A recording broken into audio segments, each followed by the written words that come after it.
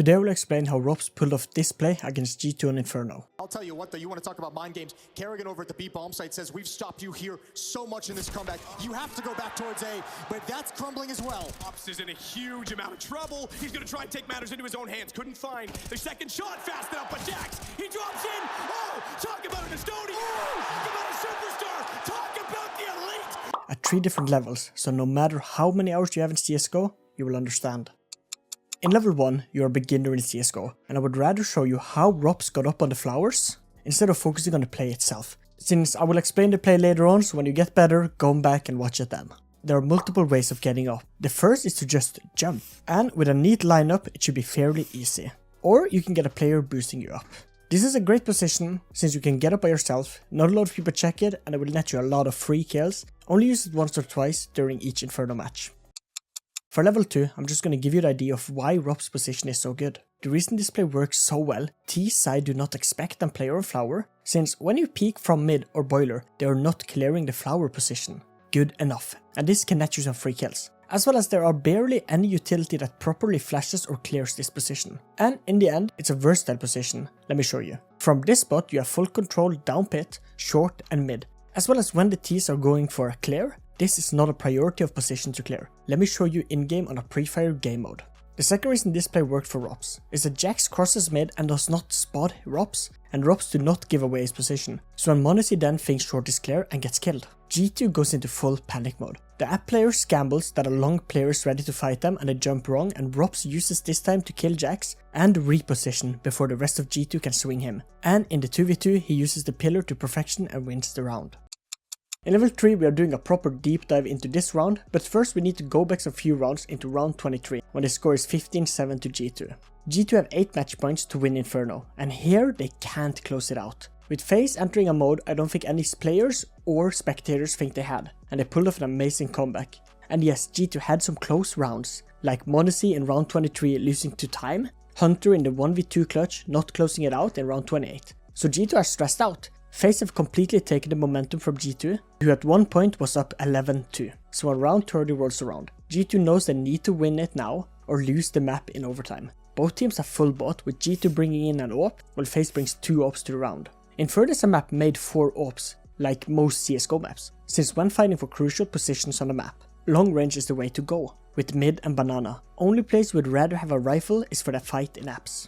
G2 starts with having 3 players bottom mid, and then having 2 players in second mid, a very default setup where they are just waiting for overpeaks by FaZe, as well as taking position from FaZe like the Molotov in apps to make sure FaZe can take apps from boiler, or peek second mid to get a kill or information about G2. FaZe are set up with 3 players on A and 2 on B. Both of the B players are playing super safe, since you don't want to peek top banana just to die to an AWP, or get naded to low HP. And I think it's the right call here in the last round of the comeback. Why risk it all on a risky solo play? FaZe A players are playing as default as you get, with Twist long, Brokey and Boiler trying to peek apps, and Ropz holding apps from balcony. This setup makes sure G2 can't get close without being spotted, and is a great way of playing it. After Molotov and apps disappear, Brokey tries to get aggressive, and this is a great play, since he got Ropz pushing into apps with him to make sure when Brokey peeks bedroom, he can't be attacked from T stairs, and this allows him to be more aggressive towards second mid in hope of finding a G2 player. But something goes wrong. G2 brings one more player to second mid, signaling they want to win apps and mid control.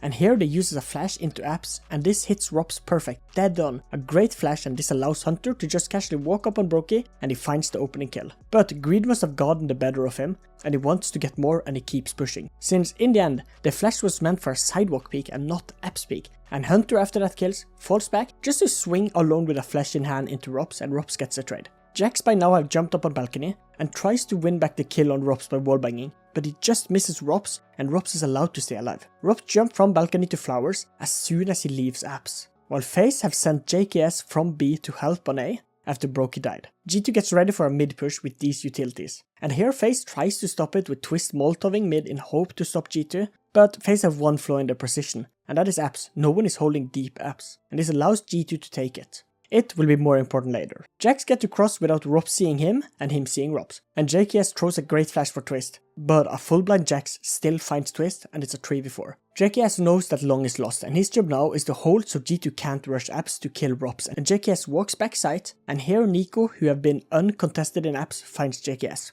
And first now do Kerrigan rotate from B. But by then it's too late and it's all up to Ropz. But as we know, G2 have still not seen Ropz on flowers, as well as have no long control, and this makes the take so much harder for G2. And Ropz looks behind him before he hears the footsteps of m0NESY and Boiler. And since his position have not been seen or heard, m0NESY is not looking at Ropz, and Ropz finds his second kill. Now he have to make a decision. Do he focus Apps or focus Jax? Ropz falls down to the roof to take the fight on Jax, but here Jax gets to tuck himself behind the wall, and Ropz quickly turns back after he heard the flash from Apps pop, and Ropz can hear both G2 players drop. And here, before we continue, what went wrong for G2? Well, the Apps player are dropping pit, since they have no clue how many players are short, and it would be dumb if they dropped into an AK or M4 that would have cleaned up the round and left Jax in a 1v2 alone. So they make the call to drop pit to focus long and sight, while Jax tries to clean up Ropz. And Ropz hears that both players drop. He knows he have 1.3 seconds to kill Jax before he will be swung by pit and short. He kills Jax, and in his death cam, Jax can see that Ropz walks to the left, or from Jax POV, right, after the kill, and it's why Alexibi swings and holds towards the corner and not under the roof. And Ropz finds this kill.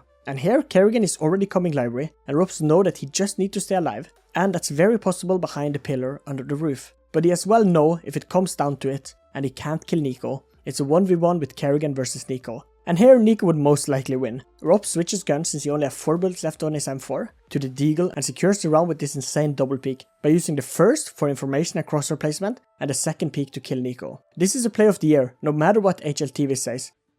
And welcome to the stage, m0NESY. And this was how it was done possible. Hopefully you learned something from it. Thanks for watching, and here are 2 videos YouTube told me you would like. Bomb site says we've stopped you here. There's 2 so guys much here, in this but comeback. You have to go back towards A, but that's it's all on crumbling Ropz. as well. Ropz is in a huge amount of trouble. He's going to try to take matters into his own hands. Couldn't find the second shot fast enough, but Jax. Talk about an Bro! superstar. Talk about the elite.